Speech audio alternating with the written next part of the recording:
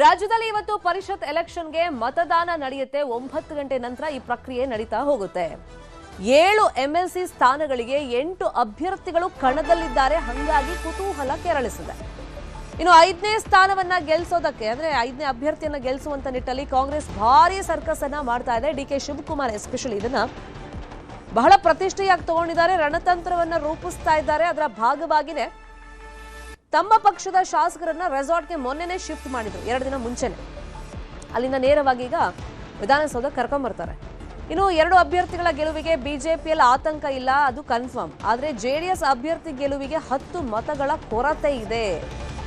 3 ಪಕ್ಷಗಳಿಗೂ ಈಗ ಅಡ್ಡ ಮತದಾನದ ಭೀತಿ ಕಾಡ್ತಾ ಇದೆ. ಸೆಳೆಯೋ ಪ್ರಯತ್ನಗಳಂತೂ ಪರಸ್ಪರ ಆಗ್ತಾ ಇದೆ. ಯಾರು ಈ ಆಮಿಷಗಳಿಗೆ ಒಳಗಾಗಿ ಅಡ್ಡ ಮತದಾನ ಮಾಡ್ತಾರೆ ಅನ್ನೋದೇ ಈಗಿರುವಂತ ಕುತೂಹಲ.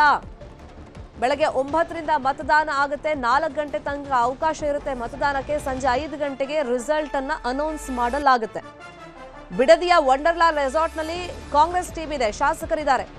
ದೇವನಹಳ್ಳಿಯ ಖಾಸಗಿ ಹೋಟೆಲ್ನಲ್ಲಿ ಜೆಡಿಎಸ್ ಟೀಮ್ ಇದೆ.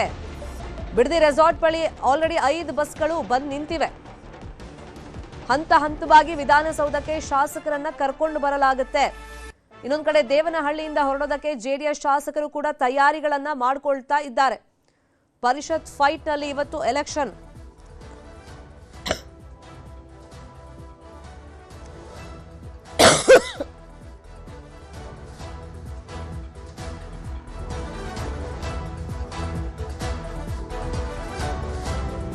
ಅನ್ನೋದು ಕಾಡ್ತಾ ಇದೆ. ವೋಟಿಂಗ್ ಬರೋದಕ್ಕೆ ಶಾಸಕರು ರೆಡಿ ಆಗಿದ್ದಾರೆ.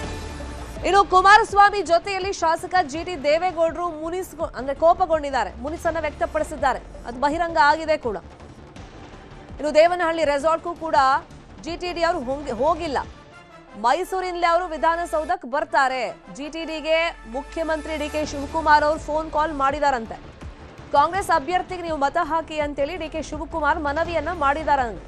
ಹಾಗಾಗಿ ಜಿಟಿ ದೇವೇಗೌಡರ ನಡೆ ಇದೆಯಲ್ಲ, ಅವರು ಯಾವ ಪಕ್ಷದ ಅಭ್ಯರ್ಥಿಗೆ ತಮ್ಮ ಮತವನ್ನ ಹಾಕ್ತಾರೆ ಅಂತ ಹೇಳಿ ಬಹಳಷ್ಟು ಕುತೂಹಲ ಇದೆ. ಈಗ ಅಡ್ಡ ಮತದಾನದ ಭೀತಿ ಅನ್ನೋದು 3 ಪಕ್ಷಗಳಲ್ಲೂ ಕಾಡ್ತಾ ಇದೆ. ಆದ್ರೆ ತಮ್ಮ ಪಕ್ಷದ ಶಾಸಕರ ವೋಟ್ ಎಲ್ಲೂ ಕೂಡ ಕ್ರಾಸ್ ಆಗಬಾರ್ದು, ಅಡ್ಡ ಮತದಾನ ಆಗಬಾರ್ದು ಅನ್ನೋ ನಿಟ್ಟಲ್ಲಿ ಡಿಕೆ ಶಿವಕುಮಾರ್ ಅವರು ಸರಿಯಾಗಿ ಒಂದು ಪ್ಲಾನ್ ಅನ್ನ ಮಾಡಿದ್ದಾರೆ. ಮತ್ತೆ ಟೀಮ್ ವೈಸ್ ಬಸ್ನಲ್ಲಿ ಶಾಸಕರನ್ನ ಕರ್ಕೊಂಡು ಬರೋದಕ್ಕೆ ಪ್ಲಾನಿಂಗ್ ಆಗಿದೆ. ಇನ್ನು ಇವತ್ತು ವಿಧಾನ ಪರಿಷತ್ ಚುನಾವಣೆ ಹಿನ್ನೆಲೆಯಲ್ಲಿ ಬಿಜೆಪಿ ರಾಷ್ಟ್ರೀಯ ಅಧ್ಯಕ್ಷರಿಗೆ ಶಾಸಕ ಯತ್ನಾಳ್ ಪತ್ರ ಬರೆದಿದ್ದಾರೆ. ತಾನು ಬಿಜೆಪಿ ಚಿಹ್ನೆಯನ್ನೇ ಗೆದ್ದಿರೋದು, ಎಂಎಲ್ಎ ಆಗಿರೋದು. ಹಾಗಾಗಿ ಬಿಜೆಪಿ ಅಭ್ಯರ್ಥಿಗೆ ನಾನು ಮತ ಹಾಕ್ತೀನಿ ಅಂತೇಳಿ ಸ್ಪಷ್ಟಪಡಿಸಿದ್ದಾರೆ ಯತ್ನಾಳ್ ಅವರು. ನಾನು ಬಿಜೆಪಿಯಿಂದ ಚುನಾಯಿತನಾಗಿದ್ದೀನಿ, ಹಾಗಾಗಿ ಬಿಜೆಪಿ ಅಭ್ಯರ್ಥಿಗೆ ಮತ ಹಾಕ್ತೀನಿ ಅಂತ ನಿತಿನ್ ನಬೀನ್ಗೆ ಶಾಸಕ ಯತ್ನಾಳ್ ಪತ್ರದಲ್ಲಿ ತಿಳಿಸಿದ್ದಾರೆ. ನನ್ನ ಹೋರಾಟ ಪಕ್ಷದ ವಿರುದ್ಧ ಯಾವತ್ತೂ ಅಲ್ಲ, ಅದು ಕುಟುಂಬದ ವಿರುದ್ಧ ಅಂತೇಳಿ ಪತ್ರದಲ್ಲಿ ಉಲ್ಲೇಖವನ್ನ ಮಾಡಿದ್ದಾರೆ ಬಸನಗೌಡ ಪಾಟೀಲ್ ಯತ್ನಾಳ್. ಇಲ್ಲಿ ಉಚ್ಚಾಟಿತ ಶಾಸಕರ ನಿಲುವು, ಪಕ್ಷೇತರ ಶಾಸಕರ ನಿಲುವು, ಮತ್ತೆ ಪಕ್ಷದಲ್ಲೇ ಮುನಿಸುಗೊಂಡಿದ್ದಾರಲ್ಲ ಅಥವಾ ಕೋಪಗೊಂಡಿದ್ದಾರೆ, ಅಂತರ ಕಾಯ್ದುಕೊಂಡಿದ್ದಾರಲ್ಲ ಅಂತವರ ನಡೆ ಬಗ್ಗೆ ಈಗ ಸಹಜವಾಗಿ ಕುತೂಹಲ ಇತ್ತು. ಬಟ್ ಯತ್ನಾಳ್ ಅವರು ತಮ್ಮ ನಿಲುವನ್ನ ಸ್ಪಷ್ಟಪಡಿಸಿದ್ದಾರೆ. ಪಕ್ಷದ ವಿರುದ್ಧ ನನ್ನ ಹೋರಾಟ ಅಲ್ಲ, ನನ್ನ ವೋಟ್ ಏನಿದ್ರು ಬಿಜೆಪಿಯ ಪರಿಷತ್ ಅಭ್ಯರ್ಥಿಗೆ ಅಂತ ಸ್ಪಷ್ಟವಾಗಿ ಹೇಳಿದ್ದಾರೆ. ಇನ್ನು ಪರಿಷತ್ ಎಲೆಕ್ಷನ್ ಹಿನ್ನೆಲೆಯಲ್ಲಿ ವಿಧಾನಸೌಧಕ್ಕೆ ಭದ್ರತೆಯನ್ನ ಒದಗಿಸಲಾಗಿದೆ. ವಿಧಾನಸೌಧದ ಸುತ್ತಮುತ್ತ 1 ಕಿಲೋಮೀಟರ್ ನಿಷೇಧಾಜ್ಞೆಯನ್ನ ಜಾರಿ ಮಾಡಲಾಗಿದೆ. ಎಂಪಿ, ಎಂಎಲ್ಎ, ಎಂಎಲ್ಸಿ ಅಧಿಕಾರಿಗಳಿಗೆ ಮಾತ್ರ ಅವಕಾಶ ಇರುತ್ತಿವತ್ತು ಅಲ್ಲಿ ಪ್ರವೇಶ. ಕೇಂದ್ರ ವಿಭಾಗದ ಪೊಲೀಸರಿಂದ ಬಿಗಿ ಬಂದೋಬಸ್ತನ್ನ ಕೈಗೊಳ್ಳಲಾಗಿದೆ. ಹೆಚ್ಚುವರಿಯಾಗಿ ಕೆಎಸ್ಆರ್ಪಿ ತುಕಡಿ ಕೂಡ ನಿಯೋಜನೆಯನ್ನ ಮಾಡಲಾಗಿದೆ. ಯಾವುದೇ ಅಹಿತಕರ ಘಟನೆಗಳು ನಡೆಯದ ರೀತಿಯಲ್ಲಿ ಎಲ್ಲ ಭದ್ರತೆಯನ್ನ ಪೊಲೀಸರು ಕೈಗೊಂಡಿದ್ದಾರೆ. ಎಲ್ಲೂ ಏನು ಸಮಸ್ಯೆ ಆಗಬಾರದು ಅಂತ ಕ್ರಮಗಳನ್ನ ಕೈಗೊಂಡಿದ್ದಾರೆ. ಒಂದ್ ಕಡೆ ಶಾಸಕರನ್ನ ಕರ್ಕೊಂಡು ಬರೋದಕ್ಕೆ ಬಸ್ಗಳು ತಯಾರಾಗಿ ನಿಂತಿವೆ. ಇನ್ನೊಂದ್ ಕಡೆ ವಿಧಾನಸೌಧದಲ್ಲಿ ಪ್ರಕ್ರಿಯೆಯನ್ನು ನಡೆಸೋದಕ್ಕೆ ಅಧಿಕಾರಿಗಳು ತಯಾರಿ ಮಾಡ್ಕೊಂಡಿದ್ರೆ, ಇನ್ನು ಸೆಕ್ಯೂರಿಟಿ ವೈಸ್ ಪೊಲೀಸರು ಕೂಡ ಅಲರ್ಟ್ ಆಗಿದ್ದಾರೆ. ವಿಧಾನಸೌಧದ 1 ಕಿಲೋಮೀಟರ್ ಸುತ್ತಮುತ್ತ ವ್ಯಾಪ್ತಿಯಲ್ಲಿ ನಿಷೇಧಾಜ್ಞೆಯನ್ನ ಜಾರಿ ಮಾಡಿದ್ದಾರೆ. ಎಂಎಲ್ಎಗಳು, ಎಂಪಿಗಳು, ಎಂಎಲ್ಸಿಗಳು ಮತ್ತು ಅಧಿಕಾರಿಗಳು ಅವ್ರಿಗೆ ಮಾತ್ರ ಇವತ್ತು ವಿಧಾನಸೌಧದ ಒಳಗೆ ಪ್ರವೇಶ ಇರುತ್ತೆ. ಮತ್ತೆ ಪೊಲೀಸರು ಹೈ ಸೆಕ್ಯೂರಿಟಿಯನ್ನ ಇವತ್ತು ಕೈಗೊಂಡಿದ್ದಾರೆ. ಈಗ ಕಣದಲ್ಲಿ 8 ಅಭ್ಯರ್ಥಿಗಳಿದ್ದಾರೆ. ಅವಕಾಶ ಇರೋದು 7 ಅಭ್ಯರ್ಥಿಗಳಿಗೆ ಮಾತ್ರ. ಅಲ್ಲಿ ಸೀಟ್ ಇರೋದು 7 ಅಭ್ಯರ್ಥಿಗಳಿಗೆ ಮಾತ್ರ. ಹಾಗಾಗಿ ಕಾಂಗ್ರೆಸ್ ಅಲ್ಲಿ 5ನೇ ಅಭ್ಯರ್ಥಿ ಗೆಲ್ಸ್ಕೊಂಡು ಬರುವಂತ ನಿಟ್ಟಿನಲ್ಲಿ ಡಿ ಕೆ ಶಿವಕುಮಾರ್ ಪ್ರಯತ್ನ ಪಡ್ತಾ ಇದ್ರೆ, ಜೆಡಿಎಸ್ ಅಭ್ಯರ್ಥಿಯನ್ನ ಗೆಲ್ಸ್ಕೊಂಡು ಬರುವಂತ ನಿಟ್ಟಿನಲ್ಲಿ ಜೆಡಿಎಸ್ ಪಕ್ಷ ಕೂಡ ಸಾಕಷ್ಟು ತಯಾರಿಯನ್ನ ಮಾಡ್ಕೊಂಡಿದೆ. ಹಾಗಾದ್ರೆ ಶಾಸಕರ ತಯಾರಿಗಳು ಹೆಂಗಿದೆ, ಯಾವ ತರ ಟ್ರೈನಿಂಗ್ ನೀಡಲಾಗಿದೆ, ರೆಸಾರ್ಟ್ ನಲ್ಲಿ ಏನೆಲ್ಲ ಆಕ್ಟಿವಿಟೀಸ್ ನಡೆದಿದೆ, ಈ ಬಗ್ಗೆ ಮಾಹಿತಿಯನ್ನ ಕೊಡ್ತಾ ಹೋಗೋದಕ್ಕೆ ನೇರ ಸಂಪರ್ಕದಲ್ಲಿ ಕನೆಕ್ಟ್ ಆಗಿದ್ದಾರೆ ನಮ್ಮ ರಿಪೋರ್ಟರ್ ಮಾದೇಶ್, ಹಾಗೇನೆ ಮನುಕುಮಾರ್. ಫಸ್ಟ್ ಮಾದೇಶ್ ಹತ್ರ ಹೋಗೋಣ. ಮಾದೇಶ್, ಈಗ ಕಾಂಗ್ರೆಸ್ನ ಶಾಸಕರು ಅವ್ರಿಗೆ ಬೇಕಾದಂತ ಟ್ರೈನಿಂಗ್ ನೀಡಲಾಗಿದೆ, ಅಂದ್ರೆ ಅವ್ರನ್ನ ಟೀಮ್ ವೈಸ್ ಕರ್ಕೊಂಡ್ ಬರ್ತಾರೆ, ಯಾರ್ಯಾರಿಗೆ ಓಟ್ ಹಾಕ್ಬೇಕು, ಅಲ್ಲಿ ಏನು ಗೊಂದಲ ಆಗಬಾರ್ದು ಅಂತ ಹೇಳಿ. ಎಷ್ಟೊತ್ತಿಗೆ ಹೊರಡ್ತಾ ಇದ್ದಾರೆ? ಆಲ್ರೆಡಿ ಹೊರಟಿದಾರಾ?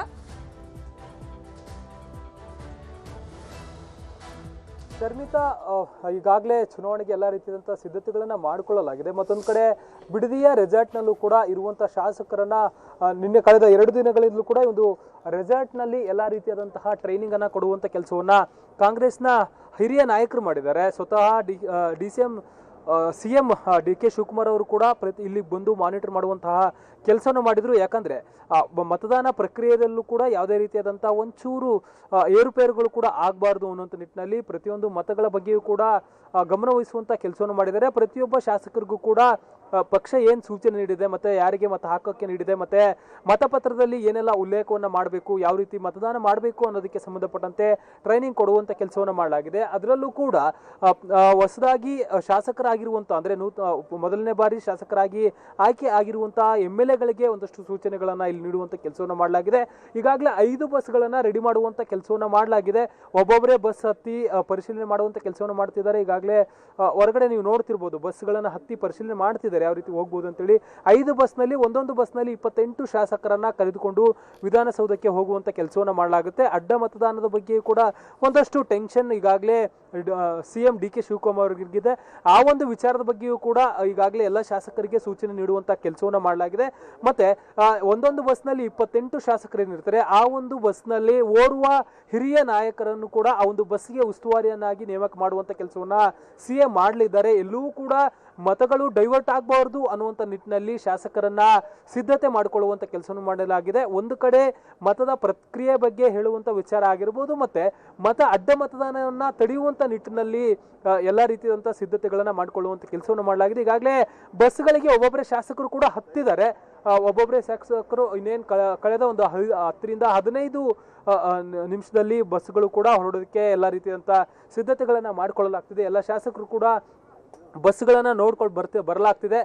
MB ಪಾಟೀಲ್ ಅವರು ಕೂಡ ಇದ್ದಾರೆ, ಯಾವ್ಯಾವ ಬಸ್ನಲ್ಲಿ ಯಾರ್ಯಾರು ಹೋಗಬೇಕು ಅನ್ನೋದಕ್ಕೆ ಸಂಬಂಧಪಟ್ಟಂತೆ ಆ ಒಂದು ಲಿಸ್ಟ್ ಕೂಡ ರೆಡಿ ಮಾಡಿಕೊಳ್ಳಲಾಗಿದೆ. ಯಾರ್ಯಾರು ಬಸ್ನಲ್ಲಿ ಎಷ್ಟು ಜನ ಶಾಸಕರು ಯಾರ್ಯಾರು ಹೋಗಬೇಕು ಅನ್ನೋದಕ್ಕೆ ಸಂಬಂಧಪಟ್ಟಂತೆ ಕೂಡ ರೆಡಿ ಮಾಡಿಕೊಳ್ಳುವಂತ ಕೆಲಸವನ್ನ ಮಾಡಲಾಗ್ತಿದೆ. ಕೆಲವೇ ಹೊತ್ತಿನಲ್ಲಿ ಬಿಡದಿಯ ರೆಸಾರ್ಟ್ನಿಂದ ಬೆಂಗಳೂರಿನ ವಿಧಾನಸೌಧದತ್ತ ಬಸ್ಗಳು ಹಂತ ಹಂತವಾಗಿ 5 ಬಸ್ಗಳಲ್ಲಿ ಶಾಸಕರು ಹೋಗುವಂತ ಕೆಲಸವನ್ನ ಮಾಡಲಿದ್ದಾರೆ. ಶರ್ಮಿತಾ, ಫೈನ್. ಸೀದಾ ಈಗ ದೇವನಹಳ್ಳಿ ರೆಸಾರ್ಟ್ ಕಡೆ ಹೋಗೋಣ. ಅಂದ್ರೆ JDS ಶಾಸಕರು ವಾಸ್ತವ್ಯ ಹೂಡಿದಾರೆ ಅಲ್ಲಿಗೆ. ಮನುಕುಮಾರ್, ಈಗ JDSಗೆ ಈಗ ಒಂದೊಂದು ಓಟು ಕೂಡ ಇಂಪಾರ್ಟೆಂಟ್. ಶಾರ್ಟೇಜ್ ಆಗಿರುವಂತ ಓಟನ್ನ ಯಾರಿಂದ ಹಾಕಿಸ್ಕೊಳ್ತಾರೆ, ಮತ್ತೆ ಪಕ್ಷದಲ್ಲೇ ಅಸಮಾಧಾನಗೊಂಡಿರುವಂತ GT ದೇವೇಗೌಡರು ಯಾರ ಪರವಾಗಿ ನಿಲ್ತಾರೆ, ಮತದಾನ ಮಾಡ್ತಾರೆ ಅನ್ನೋದು ಈಗಿರುವಂತ ಕ್ಯೂರಿಯಾಸಿಟಿ. ಮತ್ತೆ ಅವ್ರಿಗೆ ಹೆಂಗ್ ಟ್ರೈನಿಂಗ್ ಕೊಟ್ಟಿದ್ದಾರೆ, ಮತ್ತೆ ಮತಗಳನ್ನ ಸೆಳೆಯುವಂತ ನಿಟ್ಟಿನಲ್ಲಿ ಪ್ರಯತ್ನಗಳು ಹೆಂಗಿದೆ JDS ಬೇರೆ ಪಕ್ಷದ ಮತ, ಎಸ್ಪೆಷಲಿ ಕಾಂಗ್ರೆಸ್ ಮತ ಸೆಳೆಯುವಂತ ನಿಟ್ಟಿನಲ್ಲಿ?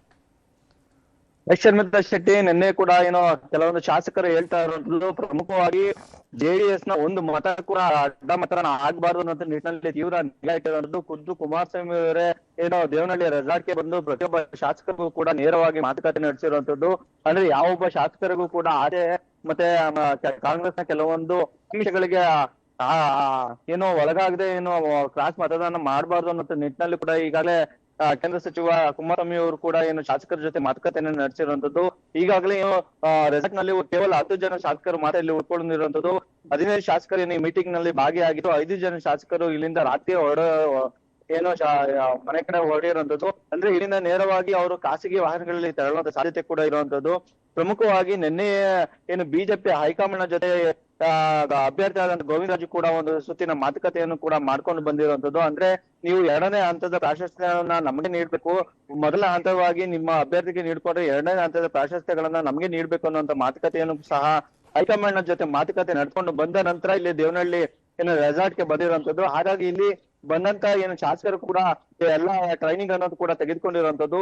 ಪ್ರಮುಖವಾಗಿ ಏನು 3 ಜನ ಶಾಸಕರು ಕೂಡ ಇದಕ್ಕೆ ಗೈರಾಗಿರುವಂತದ್ದು. ಪ್ರಮುಖವಾಗಿ ಜಿ.ಟಿ. ದೇವೇಗೌಡರು ಕೂಡ ಈ ಸಭೆಗೆ ಬಂದಿರೋದಿಲ್ಲ. ಹಾಗಾಗಿ ಜಿ.ಟಿ. ದೇವೇಗೌಡರು ಕೂಡ ಇವತ್ತು ಮೈಸೂರಿನಿಂದ ನೇರವಾಗಿ ಬೆಂಗಳೂರಿಗೆ ಬರುವಂತ ಸಾಧ್ಯತೆ ಕೂಡ ಇರುವಂತದ್ದು. ಅಂದ್ರೆ ಇದೇನ ಹೈಕಮಾಂಡ್ ಸಂಪರ್ಕ ಕೂಡ ಜಿ.ಟಿ. ದೇವೇಗೌಡರು ಸಿಗದೇ ಇರೋದ್ರಿಂದ ಅವರ ನಡೆ ಕೂಡ ತೀವ್ರ ಕುತೂಹಲ ಮೂಡಿರುವಂತದ್ದು. ಪ್ರಮುಖವಾಗಿ ಇಲ್ಲಿ ಬಂದಂತ 15 ಶಾಸಕರು ಕೂಡ ಯಾವುದೇ ಒಂದು ಮತವನ್ನು ಕೂಡ ಕ್ರಾಸ್ ಮತದಾನ ಮಾಡಬಾರದು, ಪ್ರಮುಖವಾಗಿ ನಮ್ಮ ಅಭ್ಯರ್ಥಿಗೆ ಮತವನ್ನ ಹಾಕ್ಬೇಕು ಅನ್ನೋಂತ ನಿಟ್ಟಿನಲ್ಲಿ ಈಗ ಎಲ್ಲಾ ರೀತಿಯ ಕಟ್ಟೆಚ್ಚರವನ್ನ ವಹಿಸಿರುವಂತದ್ದು. ಹಾಗಾಗಿ ಏನು ದೇವನಹಳ್ಳಿಯ ಜೇಮರೆಟ್ ಏನು ಖಾಸಗಿ ರೆಸಾರ್ಟ್ ನಲ್ಲಿ ಈಗ ಎಲ್ಲಾ ರೀತಿಯ ತಯಾರಿಯನ್ನು ಸಹ ಮಾಡ್ಕೊಂಡಿರುವಂತದ್ದು. ಏನು ಬೆಳಿಗ್ಗೆ 9 ಗಂಟೆ ನಂತರ ತಿಂಡಿ ಬ್ರೇಕ್ಫಾಸ್ಟ್ ಮಾಡ್ಕೊಂಡ ನಂತರ ಖಾಸಗಿ ವಾಹನಗಳಲ್ಲೇ ಇಲ್ಲಿಂದ ತೆರಳುವಂತ ಸಾಧ್ಯತೆ ಕೂಡ ಹೆಚ್ಚಾಗಿರುವಂತದ್ದು.